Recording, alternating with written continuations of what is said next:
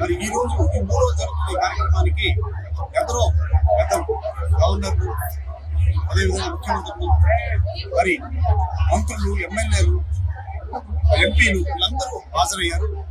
వీరితో పాటు మన తెలుగు రాష్ట్రాల్లో 2 రాష్ట్రాల్లో ఉన్న తెలుగు వారందరూ ఈ సభకు హాజరయ్యి ఇక్కడ జరిగే కార్యక్రమాల్ని వాళ్ళు వీక్షిస్తూ, ముఖ్యంగా పిల్లలు, స్టూడెంట్స్ వారి యొక్క సాంస్కృతిక కార్యక్రమాలతో తెలుగు మీద ఉన్న ఈ సాంస్కృతిక కార్యక్రమాల్ని వారు ప్రదర్శిస్తూ మనకెంతో వినోదాన్ని కలగజేయడమే కాకుండా తెలుగు భాష అనేది మన మాతృభాష మాత్రమే కాదు, అది ఎంతో సజీవ భాష.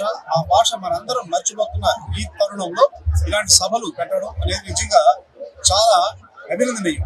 ఎందుకంటే ఇది ఈ విధంగా ఒక 3 రోజులు 4 రోజులు దీని గురించి మనం చర్చించుకుంటే ఇందులో ఉండే లోటుపాట్లు ఏంటి, మనం ఏం నేర్చుకోవాలి, భాష గురించి ఏం తెలుసుకోవాలి అనే అంశాలన్నీ కూడా మనం ఈ రోజు ఈ సభల ద్వారా తెలుసుకుంటున్నాం. ముఖ్యంగా గజల్ శ్రీనివాస్ గారి సారథ్యంలో ఈ రోజు ఈ 3 రోజుల సభలు జరగడం నిజంగా చాలా గొప్ప విషయం. వారికి కూడా ప్రత్యేకమైన అభినందనలు తెలియజేస్తున్నాం.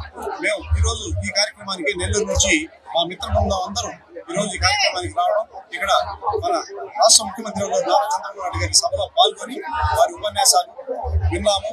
మరి అదేవిధంగా వారు తెలుగు కూడా చేసే సేవల గురించి, చేయబోయే సేవల గురించి కూడా వారు వివరించి ప్రజలకు మంచి సందేశాన్ని ఇచ్చారు. ఏదేమైనా కూడా మన తెలుగు భాషను మర్చిపోతున్న ఈ తరుణంలో మనందరం తెలుగు భాషను పునరుద్ధరించాల్సిన బాధ్యత, దాన్ని ప్రతిపాదించాల్సిన బాధ్యత కూడా మనందరి మీద ఉంది. కాబట్టి ముఖ్యంగా మన తెలుగు వారు ఈ సభలకి హాజరయ్యి ఈ సభల్ని జయప్రదం చేశారు. మరి ముఖ్యంగా మనందరికీ ధన్యవాదాలు తెలియజేస్తూ ఈ యొక్క కార్యక్రమాలన్నింటినీ మన #1 OTT ఛానల్ ద్వారా ప్రజలకి తెలియజేస్తున్నందుకు నిజంగా ఈ 3 రోజులు వాళ్ళు లైవ్ షోస్ పెట్టి ఈ కార్యక్రమం మొత్తాన్ని మన 2 రాష్ట్రాల్లో తెలుగు వారికి కానీ, ప్రపంచవ్యాప్తంగా తెలుగు వారికి కానీ ఈ కార్యక్రమాన్ని అందిస్తున్నందుకు #1 OTT ఛానల్ కి ముఖ్యంగా అభినందనలు. దీని యొక్క ఎండి గారికి, మంచాల సుధాకర్ నాయుడు గారికి, మరి మీ టీం అందరికి కూడా ప్రత్యేకమైన అభినందనలు తెలియజేస్తూ సెలవు తీసుకుంటాం. Thank you.